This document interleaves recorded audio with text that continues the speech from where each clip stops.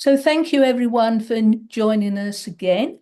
And today I have my great pleasure of welcoming Akuti Akuti Dasi, who is currently living in Florida. So Akuti, Hare Krishna. Where's Well, Papa? all glories to Prabhupada. Thank you. Thank you for joining us today.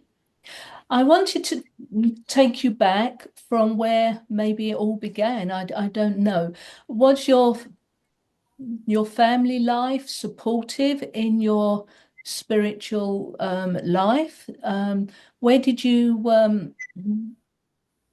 were you raised as a child? I had a pretty normal family. Their father, a surgeon in Miami, and upper middle class family, no problems with money. And I took advantage of it and tried every kind of sense gratification I could. And then I realized, squeezing the sponge, that there wasn't any more pleasure. I had to do something else. So after trying everything that you should and shouldn't do, at college, I happened to go to a fiddlers convention. I used to play violin. This was like a gathering of just kids, college kids, and they were all around a campfire, and everyone was like saying slogans. This was '69, so we had all kinds of slogans to chant, and I was chanting, "We are one, we are one," because I'd had some psychedelic experiences and decided that I was, just like everybody else, I was God. And so I was saying, we're all one, we're all one. And then there was a girl in the corner. She was chanting Hare Krishna. I think she was from New York. I don't know who she was. I wish I could find out who she was, because that sound vibration entered my ears. I didn't know what it was, but it was Hare Krishna. And somehow or other, when I went home that weekend, I picked up the phone and called my mother and said, I'm quitting school, and I want to find out what's life's about. And she said, and of course, they completely freaked out. I was always, honor student, and and into my studies, and what she thought was a good girl. And my sister's also very straight, debutante, the Kappa Kappa Gamma, the whole sorority scene, all that stuff. And I was supposed to follow suit. So this was a great disappointment. So they said, come home. So I went home. I had taken one religion course, hoping that I would find some answers, but zero, minus zero. And so I went home, and I got my only job that I ever had for 2 weeks. And I got some money, and my father gave me some money, and I got an old telephone van and picked up a girlfriend and headed out west to the be-ins, where you would be. Yes, yes. So I headed out and had $350 with me. I think that's all the money I had. Gas was 28 cents a gallon, and ended up heading to Colorado, to Boulder. Oh, That's where the scene was happening for yogis to be there and everything. That's what I heard anyway. So we headed out there, and we got to the park, and I asked the person sitting there, I said, well, what's happening? I heard there's a lot of spiritual groups around here, and I told them that I was doing yoga and I was fasting, and I really wanted, my whole philosophy, I expounded on him, which made no sense at all. And he said, well, there's a lot of groups here, and some have robes, and they have an ashram, and they chant, and I thought, oh, that sounds really good. that's good. Yeah. Immediately they walked into the park. Dina Bandhu, Kurushestra, there were like 3 of them. They walked into the park with a Congo drum and some kartals.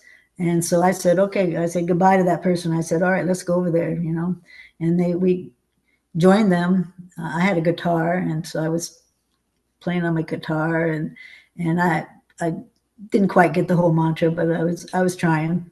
And then they gave us some prasadam, which was not very good.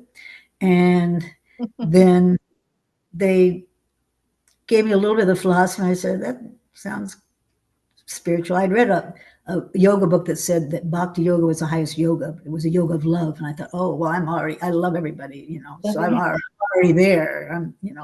Bhakti yoga, I'm finished with that. And they said, well, why don't you take this Bhagavad Gita, go over to the store and buy one, the purple one, and so I did. And they said, come by to the temple tonight. And so I said, yeah, we're going to go camp out. So we got a campground, and I opened the Bhagavad Gita, and I just couldn't make heads or tails out of it. The first chapter has the, long names like this long, and a million of them. But they had given me one little book called Bhakti Yoga, Topmost Yoga. And I read that front to cover in a few minutes, and I said, this is it. And I started crying, and I said, this is it, there's nothing else. This is the absolute truth. And so we went to the temple, and Dinabandhu was the only one there. And he was brahmachari, and it was a little teeny house, a wooden house, and every room had a different color, it was kind of hippie-ish, every color room, and madrasas in between for doors. And then he said, well, he was in the kitchen. He said, go in that room and sit down. And I picked up some magazine. It had Shiva comics in it. It was a Back to Godhead, one of the first ones, Yes. It had Shiva comic in it. And I thought, wow, this is really strange. And then I looked around, there were pictures that I couldn't figure out what was what. And then he said, okay, go in this room now. And it was the temple room, and looked like puppets on the wall. It was actually Jagannath and Balaram. Oh, right. Yes. Small little ones. And then there was this big, huge picture of, it was the gopis that were running after the chariot of the Kura, and they were all black on the face, dying. I thought, this is really strange. And he was waving something, and he came by with a light and gave it to us, and we didn't know what was going on. We're in our little short shorts and tank tops, and then so after that he took us in a room, and there was a picture of Lord Nrsingadev being ripping apart Radhikashi. I thought, this is really strange. Can you tell me what this is about? So he, in his storytelling mood, told the story of Hiranyakashipu and Nrsinga, and gave us hot milk and banana bread. And then he says, okay, well, I said, well, I guess we're gonna. I like the philosophy. It was really far out. All the other devotees were on the first traveling Sankirtan to nearby city somehow. Oh, okay. And there was 2 people there. I can't remember. Anyway, we came the next morning at 5:30. Only the temple president would get up early, and everyone else, the program started at 5:30. So we went there, and I had a van. They didn't have any cars because the other cars were gone. So I took them on book distribution, and they asked me to do this, and they asked me to do that. And can you polish this? And I thought, yeah, I can do this. I can do that. Just tell me how to do it. And people keep telling me now, can you do this? Can you do that? So I've never left because there's so much to do. So much to do. So service has been your mainstay. Yeah. I just like to be busy, and there's so much to do. So, but it went in about 3 weeks, 2 or 3 weeks was the famous 1970 Rath Yatra in San Francisco. So we jumped in a van, and my friend left. She didn't like the program, so I was by myself. My parents completely freaked out because this was, it was a cult, and especially in Miami, they hadn't heard much about it, and they had a really, really hard time, really, for years and years. Anyway, so we went out, saw Srila Prabhupada. And Vishnu Maharaj asked if I could get initiated, and then someone said, well, you should have to wait a couple more weeks at least or something. It's only 2 weeks of movement, and, so that was a very transcendental experience, seeing Prabhupada and getting to clean his house, and being woken up in the middle of the night to go clean a rented kitchen with, plastered, chutney all over the walls and everything. And I don't think I ever worked so hard. It was huge. It was the biggest Rath Yatra I ever been to, and I think that ever have been to. And it was, walking in walking in Haight-Ashbury Temple and seeing all the hippies and seeing Prabhupada throw gulab jams in his mouth from here, and then drinking water from here, and chamrawis and rose water, and it was just like such a transcendental scene. And of course, LA was, booming temple, and meeting other devotees and meeting Kushalya and all the ladies, Sachi and everybody going on Harinam, and very ecstatic experience. Yeah, so no way I was going anywhere except for Krishna consciousness. So Yes, you were convinced at that point. Yes, you were I was convinced. convinced right away. The minute I heard the philosophy, it was just, yeah, nothing else makes sense. And then, because I was very scientific minded, I wanted to be a marine biologist and everything. So it was just such a science. It just made so much sense Yeah, that yes. nothing else did make sense. So I couldn't argue. I just had to learn how to surrender. And those days, you learned how to surrender day one. You had to do things you didn't like to do, and you learned how to do a lot of things you never thought you would do. And it's still going on. So, what was your impressions when you first saw Prabhupada? Of course, he was very small. He wasn't even, I think I was taller than he was. And Yes, yes. but he was powerful, potent, and he could, of course, read your mind. He during classes he would say things that you just needed to hear to wash away your doubts, and I didn't have any questions that he was a bona fide teacher, So At that time, did you understand the depth of a relationship with a spiritual master and everything that is required?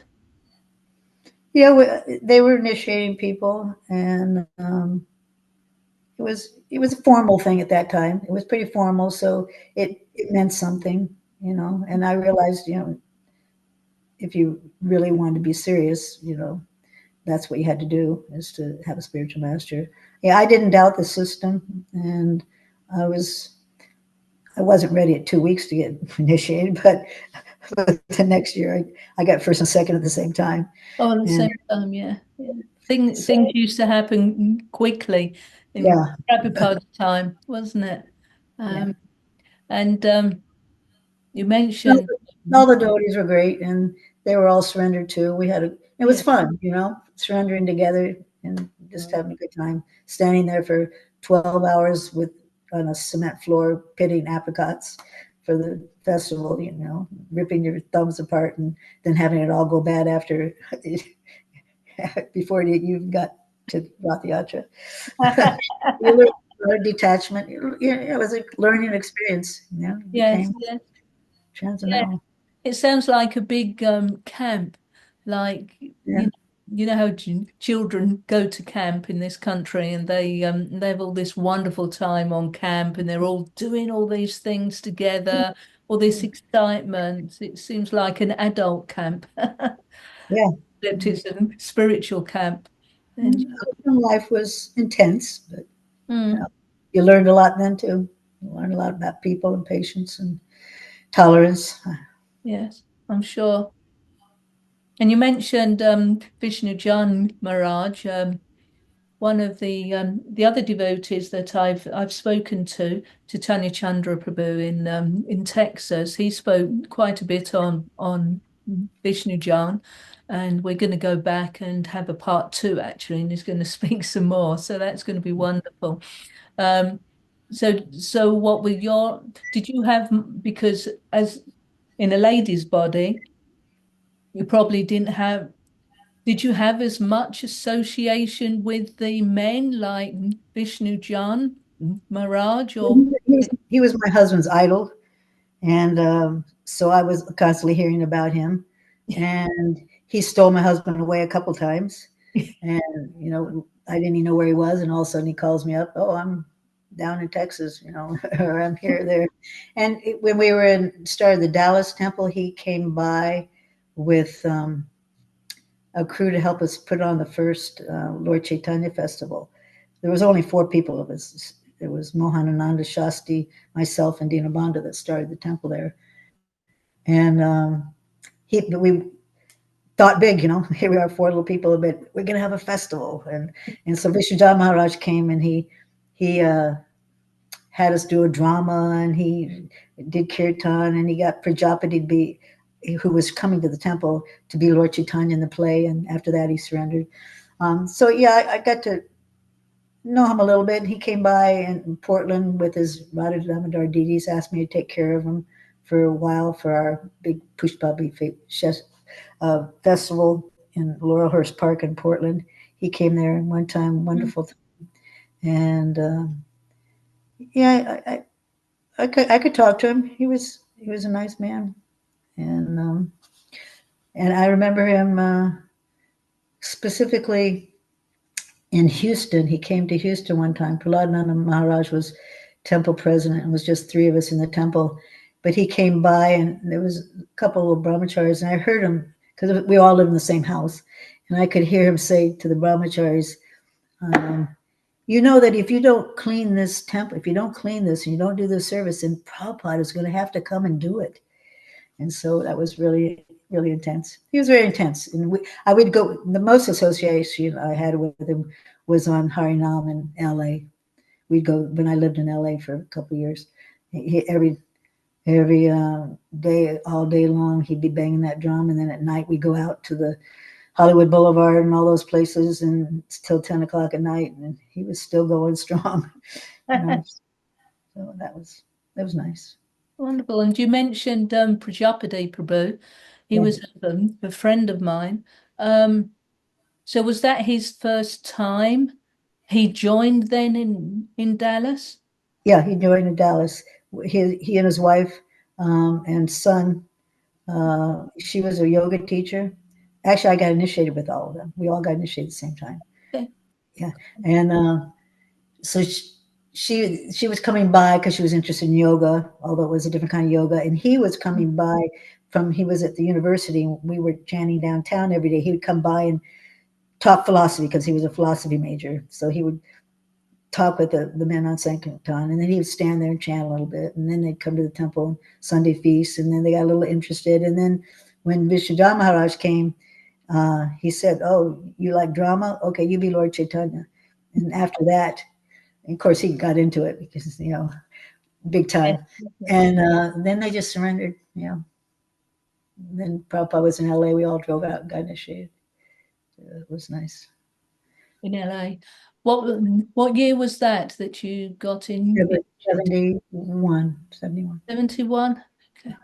So a couple of years or 18 months or something after you joined? It was about a year. About a year, okay. Yes. And so what happened next? You got your initiation. You've opened up a temple in Dallas. Well, I got married. That was we went back to Boulder after the Rath Yatra, and then we got a call from Karandar that they needed someone to go start a temple in Dallas. And so Dinabandhu got elected. He went with Mohanananda.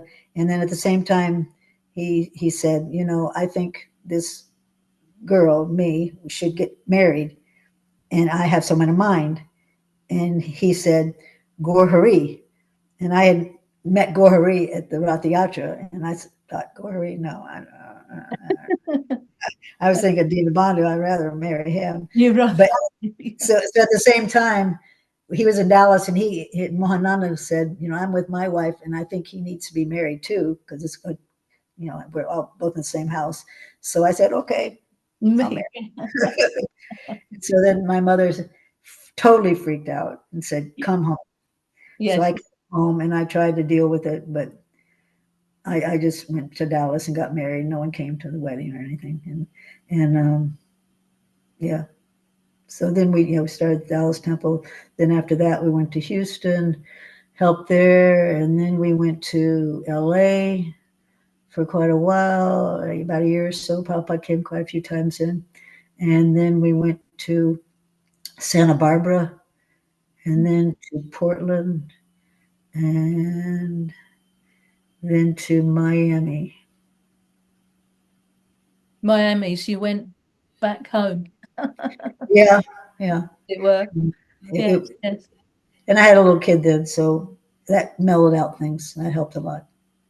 Okay, so that helped your relationship with your mother because she was a grandmother now. Yeah. Yeah. And she realized that, I was a little bit normal. So, yeah. Yes.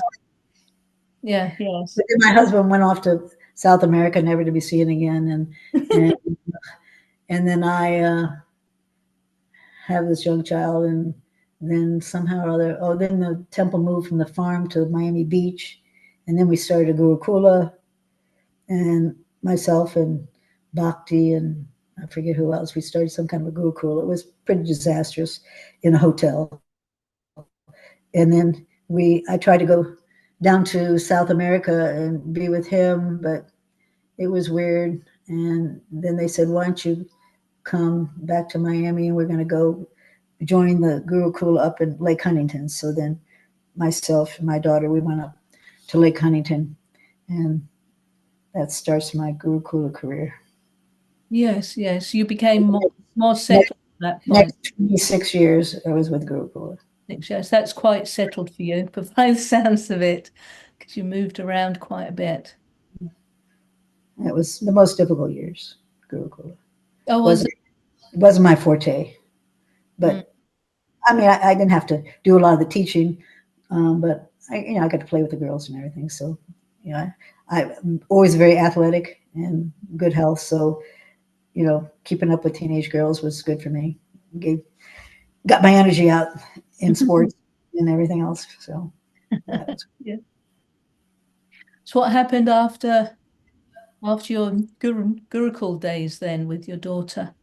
then my husband, he had to make a decision whether to stay in South America, in Bogota, and now it was changing to a different, not ISKCON, and he said no.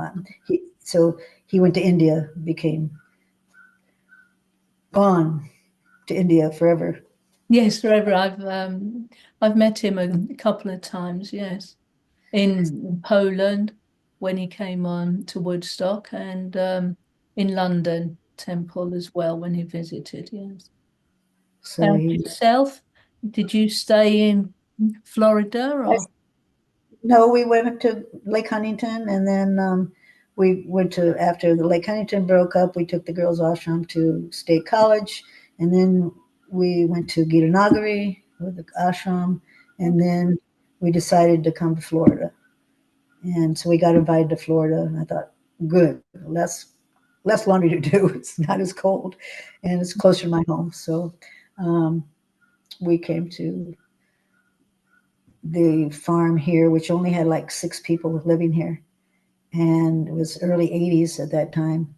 And there was only some men and maybe one couple living on the property, and it was little teeny temple, little single wide with Gordon tie, and we brought a school, and that's all we needed to get 1 million people coming here.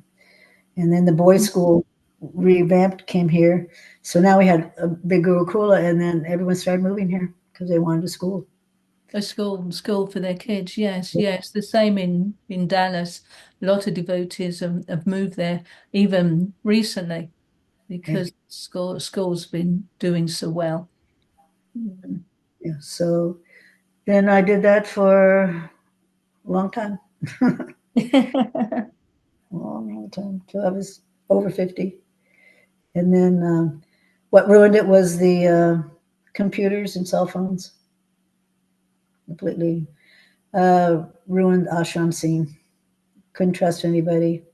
Everyone's with everybody else. All the you try to keep boys and girls separate, and now you can't trust them. You don't know who they're talking to, who their computer with. By then, after 50, you just don't want to be with teenagers much. No. I kind of resigned, and it went on for a little while, maybe 6 months or something, and then we said, okay, just send them back to their parents, But let the parents deal with it now. So then I stayed in Florida. I stayed. I eventually moved onto the farm, and now I run an eco farm. So that keeps me busy. Yes, explain to me about the eco farm. Well, it's I didn't know. Well, I did a lot of preaching at colleges and everything. I've always done preaching. No matter, I go to the jail when I was doing the ashram just to go preach, and I go off. Always having book tables here and there, and I realized that's what Prabhupada wanted. But I was doing it all by myself. It was really hard. And then I realized that Prabhupada's other 50% that he talked about was Varnashram.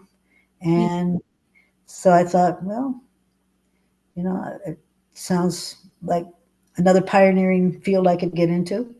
And I like to be outside. I just love to be outside, and hardworking is my forte.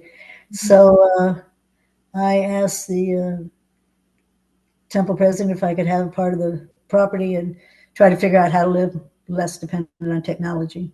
Yes. I was thinking of, I would like to start, like a whole village like Prabhupada wanted, but first of all, I didn't know anything. And I did have another couple, Adhikar to Ruchira, that were interested in it. We looked at some land in Tennessee near that Davy Crockett State Park. And it was a beautiful piece of property. We took some young people with us because now we're in our 50s, 60s, and have a great idea of how to do this, and Prabhupada be so pleased. And then they said, okay, you get it together and we'll come later.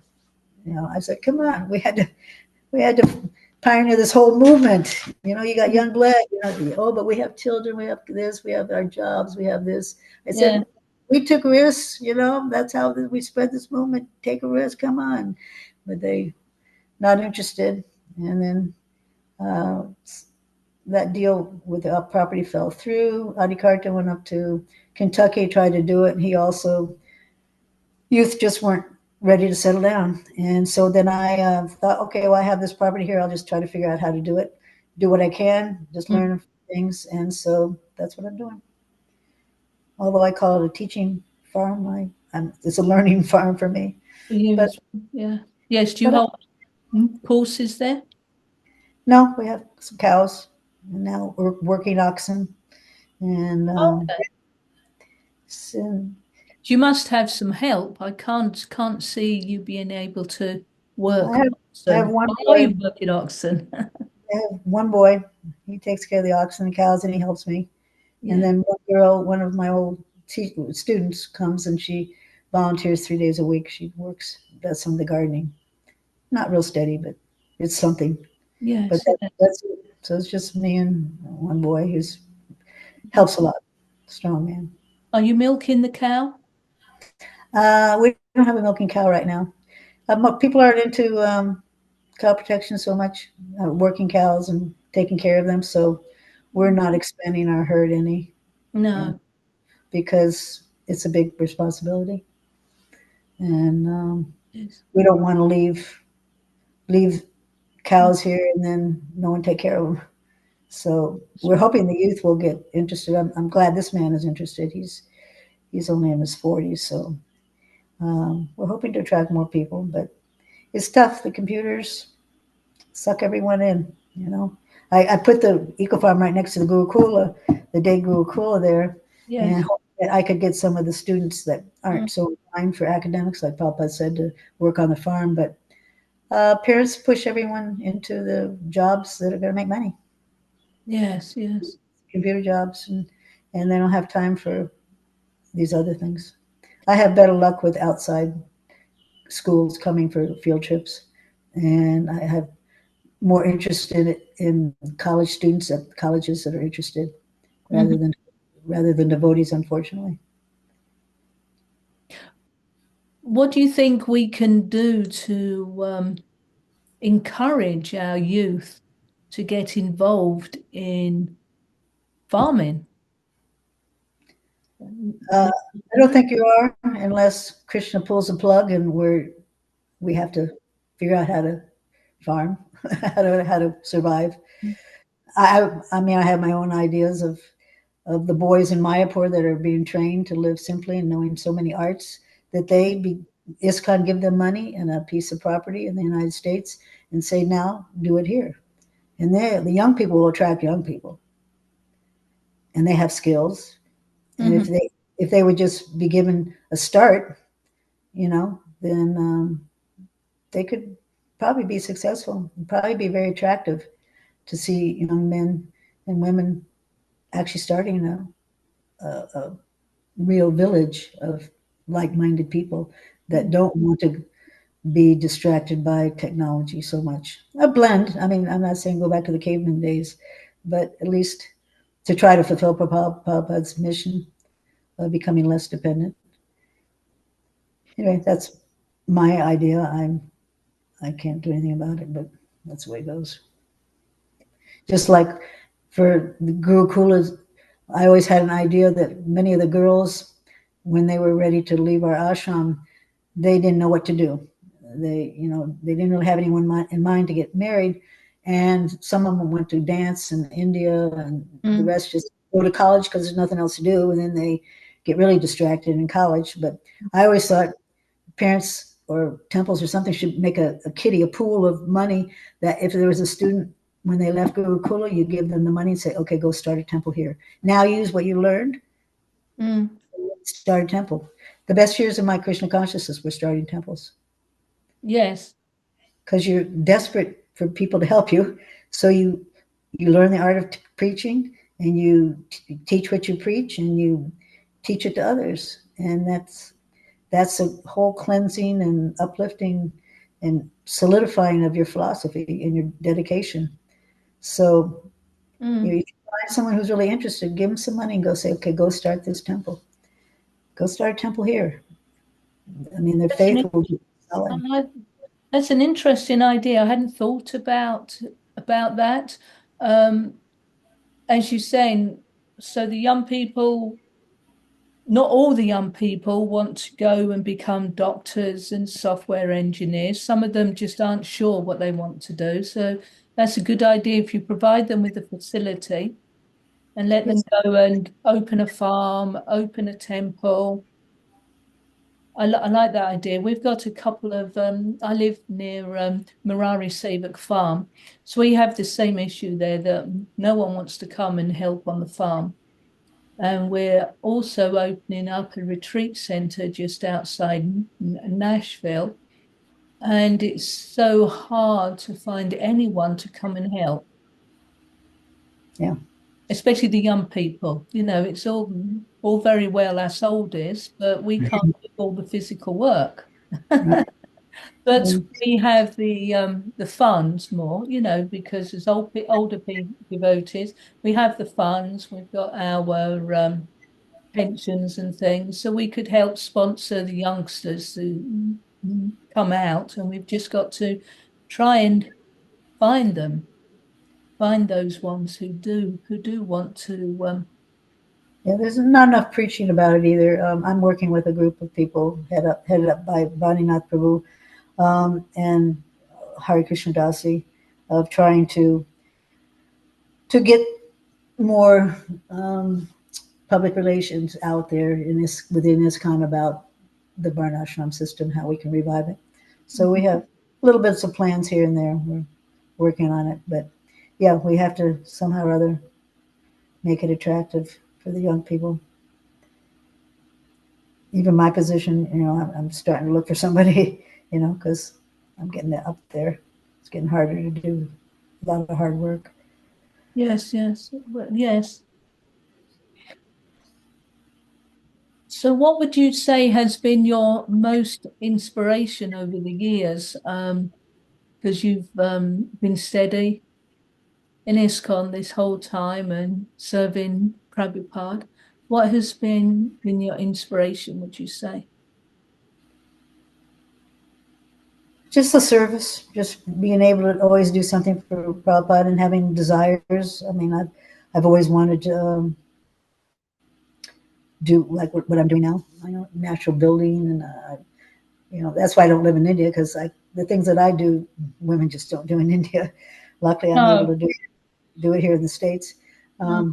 But yeah, there's just unlimited things to do, and it's such a variety is a mother of enjoyment, so that keeps me happy. I get to do a lot of creative things here that that I did in other services, but not as much as I can do it like in this service. And just it's a learning experience, and just knowing that I'm still here trying to serve Prabhupada. I have nothing else to do. What else? What else is there to do? I mean, there's nothing out there that I'm very attracted to. I can find everything within ISKCON, and so just keep close tack. Go to the morning program every morning without fail because Prabhupada said to, and try to find something to do. It's a little scary getting old, thinking that you're not going to be able to do too much, at least physically. But I guess that'll be a challenge. I like challenges. So Krishna consciousness has definitely been a challenge.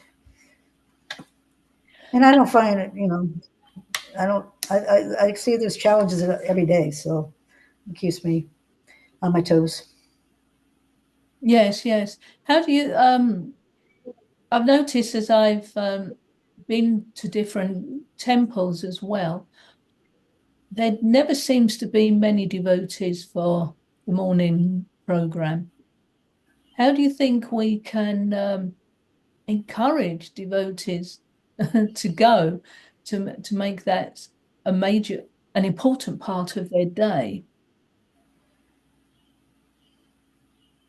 Yeah, you can't force them, and it's just different now. I just have to swallow it every once in a while. Sometimes I get perturbed that I'm there every single day for 55 years, but it's different now. They have their families. I figure they're at home. A lot of them watch it on YouTube, and they have to get up early, or they've been up late because they work and this. They got the kids, and it's a long way, and people live farther away, and the gas and the so I'm glad I'm not in their shoes. I'm just glad I'm close to the temple. I'm just grateful every single day that I'm able to still come. I come to set example. I don't get in on anyone's case. I don't really preach it or anything. I just figured they're doing what they can do. I do what I can do. Yes. I don't know how to make it any better. It's so nice when they do come, though. Especially when a young person comes and leads nice, beautiful kirtan. It's just so heavenly. But a lot of them have their own deities, and it's just different. So I don't know. Unless you can get back into the varnashram scene of village life. If you read the Gita Nagari Prophecy by Prabhupada that he wrote in 1952, before he even came here, it says that the first thing you should do is have a certain amount of Brahmins, and then have a school that'll keep everyone, so they can all do service. And then it says that everyone is required to come to kirtan morning and evening, at least once a day. Everyone is required to come together, and that will hold everyone into Krishna consciousness together. So when you have a community like that, and everyone is required to come at least once to kirtan, that holds us together. When you're all together, even if you have differences, there's nothing different in kirtan. Everything's the same. It's all for Krishna's pleasure. So it's a lot of advantages of what Prabhupada really wanted. If we could just do it. And then I think if we could just get one community like that, just one, then, although Hungary is like that, they have a very nice attendance, and because they have one leader, and they have rules, and they have restrictions. But if we could have one example of that, then I think everyone would see how nice it is, and so many less problems. Anyway. Yes, that's right. I sometimes think that Hungary is so successful because Shivram Swami has dedicated his life really to that farm. He's invested a lot of his time there, and he's real leader there. And as you said, he keeps it strict. As as you would do, being a person in Saffron, the renounced order. So it seems to be an ideal situation. Yeah. And Papa wanted us to have communities like that. And he said, it's not idle life, it's ideal life. Mm, He says, well, then people will see, oh, that looks really nice. You mm. know, why aren't we all doing it? And then there would be more of a move in that direction, I think, and see that the women and children living on the farm are protected from all the onslaught of the high tech world and all that influence, you know, living more simply. I think probably see a big change in consciousness. Yes, yes. So you feel the technology that we have at the moment is detrimental then to For some things, it's really good. More people are able to come close to Christian consciousness. Papa wanted both. He wanted the men or centers in town preaching and things like that, and then he also wanted the farms. So both things need to be there, but we don't really have both things right now. no, I know when he was in um, New Mayapur in France, Right. he said this is very good. He said, live in the countryside and go to the city to preach Yeah, like yeah, that. So you can raise your family nicely in the countryside in that mode of goodness. It's in the yeah. country with the children able to help out on the farming as well, so their energies are used up in a productive way, and the parents are there supporting them. And then you go into the temple and into the cities and have your harinams and book distribution and make Yeah, an income, I suppose, as well. when I was doing a lot of preaching, I kept thinking that, simple living high thinking we preach it, but we're not really doing it. So Mm. that's more or less why I got convinced to try to figure out how to do it. So, and then Papa said, at some point the economy's not going to be like this; it's going to crash. And so I thought, well, I should probably get a little head start, figure out how to do some things. Do some things, yes. So I've been learning, and I try to teach it, and people are interested, but um, people don't have time, you know, to really get into it. People don't want to spend too much time doing things, but maybe someday they'll have to. And hopefully I'll have it a little bit together and be able to pass it on to somebody how to do some of these things. Yes, yes. Perhaps get some young people to make YouTube videos of you Yeah. instructing how to do something. Yeah, I've got someone who wants to do that. We'll Yeah. see if they come through. Yeah, that's when technology can be helpful. It is, then you can pass it on. Yeah. Just like these conversations, they're going to reach a lot of people over the years, they will. And so hopefully different devotees will take inspiration. Maybe some devotees will take inspiration from yourself and say, "Oh yeah, I'm going to buy some land and start a community, get a cow, have a garden, use the oxen." Yeah. Yeah. It's a beautiful site. We just got them trained after many years, and it's just so. We took Gordon and Ty on their first wagon ride on Nichananda's Parents' Day, and everyone was just so happy because you could actually see them working. The cows are happy, and we were happy because we know that Prabhupada was happy that actually now we're doing what he said.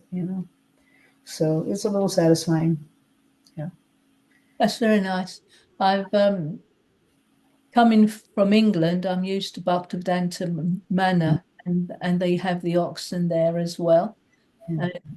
And they teach the school children who come about how to plow with the oxen, and they go for a ride around, on the cart pulled by the oxen, and everyone loves that part of their tour. Yeah, we can actually thank your cowman for coming here and training our person. Oh, He did, yeah, Samasundar is his name, and yes, yes. he did a great job. In 10 days, he got our he got him trained. He got the trainer trained and the cows trained, and it was amazing, just totally amazing. Amazing. But again, he's getting older now. Yeah, yeah, Where are the young people who are coming in to help you train the oxen and, things, because again, it's a young man's job because it's extremely physical. yeah. Shiv Ram Swami said that your oxman is like gold. Mm, they're like gold. And Shamasundar said, pay them whatever they want. Pay them your farmers, your Yeah, workmen, whatever. Can't expect them to work for free. Pay them what they need because you need them. And it's true. that's true. That's true. And Especially when we need them. Right now we don't really need them, but at some point we're going to really need them. mhm. But we need to do what Prabhupada said, and that's what keeps me going. Is that Prabhupada left us some instructions that we haven't done yet, and I like to kind of always pick up the dirty work. I've always liked doing that. No one likes to clean the corners of the walk-in, the yucky, slimy part. But I go, oh yeah, I'll do it. Because I need to really clean my heart. So it's fun to see something really dirty get clean. I'm a real fruitive worker, actually. I just like to see something get done, especially for Krishna. So, this is a big challenge, and it's going against the grain pretty much, and so you got to find some youth that are fired up to, yeah, I don't care, I'm going to go for it. But where to find them, I don't know. Oh, maybe Krishna has some plan. I don't know. I'm sure Krishna has some plan. As you said, he might pull the, you know, just pull the rug underneath everyone, and they've just got to do it. You might. Yeah. Yeah, and when that COVID thing happened, like the Mm, Electro, everything dead still. The first day they said no one should go out or do anything, like no traffic, no anything. I had to give the first class to nobody, in the temple with nobody in there, and it was a Sunday feast class, and I called it chant, chant, chant, plant, plant, plant, because everyone. Okay, now we can't get our flowers for the deities. It's the first time we couldn't get flowers. that's true. Tucked in, and we couldn't, and I said, so now, okay, now it's time to get to work. And I heard in Mayapur that they actually got a whole team of people to start gardening because of that, and yeah, so maybe that's what it's going to take. Big spanking. That's right. That's right. Yes, my poor they're doing gardening and flowers. Um, Palace have been trying that as well. They've got some cows and well, one or two cows that are milking, and they've got a community garden as well. So they're Nice. trying this as well. Yes, yes. So let's hope this will fructify. Thank you so much, Akuti. Okay. Is there anything else you would like to add? Uh, There's a lot of incidences about Prabhupada. I'm kind of saving them for the opening of the Krishna Balaram Temple anniversary I'm going to. So I was there for that, so I'll tell some stories about that. That'll be Um, very nice. yeah, Yes. yeah, watching Prabhupada in India was pretty far out, and twice once he realized a lot of people were getting sick in Mayapur. It was 1975. It was like the very first times we were there, and facilities were really bad. We were all getting sick, and Prabhupada said that because they're not working. They're not working. They find them some service to do. That's why they're getting sick. And so I immediately found some service to do, And then and I thought that was okay. That's what Prabhupada wants us to do, just serve. And then in at the opening, after the opening, I was just wandering around. We didn't really have anything to do. The ceremony was over, but I saw Prabhupada sitting underneath the tree with a bunch of sannyasis. So myself and a couple of ladies, we just kind of sat behind the tree and listened. And he saw us, I guess, and told someone, don't they have something to do? Find them something to do. And so I go, all right. I got to keep doing something. Because this is what Prabhupada wants. He wants us to keep busy in his service. Otherwise, Maya will find us something else to do. Maya could find plenty of things for us to do. So we just have to, we're chanting Hare Krishna, please engage me in your service. And we have to mean it. And then Krishna goes, okay, well, here's a long list. Go for it. And the list doesn't seem to get any shorter. It just keeps multiplying. So that's good. You must be chanting sincerely then. And Krishna is fulfilling all those desires you've got for service. beg, borrow, steal, but get some service to do. And hopefully we'll get purified eventually, some lifetime. But I mean, all the crazy things we did for, Sankirtan and all those crazy things, I would do it all again. I would do it all again. Even though it was crazy and difficult and unbelievable, but those were the best years, when you're asked to do things you don't think you can do, and all of a sudden Krishna helps you, and you feel closer, when you have to depend. So, yeah. And so old age, that's also going to be a challenge, to keep steady, and not be attached and see your ego being cut to little bitty pieces. So that's going to be healthy also. Yep. So this lifetime is a big chance. Every moment we can surrender. Thanks to Prabhupada. Otherwise, Maya would have us work pretty hard for her, I'm sure. That's right. We either work for Prabhupada or we work for Maya. Yeah. Much better deal. Yes. Well, success with your work too. I hope you contact lots of devotees. There's 200 Prabhupada disciples here in Alachua. You should just come down and spend a week. Yes, well, I'll be there for Sadhu Sangha at Orlando, but I haven't. But yes, maybe, or otherwise, please let them know and ask them to contact me, and I'm very happy to record their stories. Well, Mahamaya has all the list of all the devotees that are Prabhupada disciples. So you can contact her. She can give you the contact for everybody. Wonderful. She'll be back. She'll be back here soon. She's in Mayapur right now. She'll be back. Oh, okay. I'll contact her then. Thank you very much, Akuti. Okay. And thank you for joining us and sharing these wonderful realizations. Okay. Hare Krishna. Hare Krishna.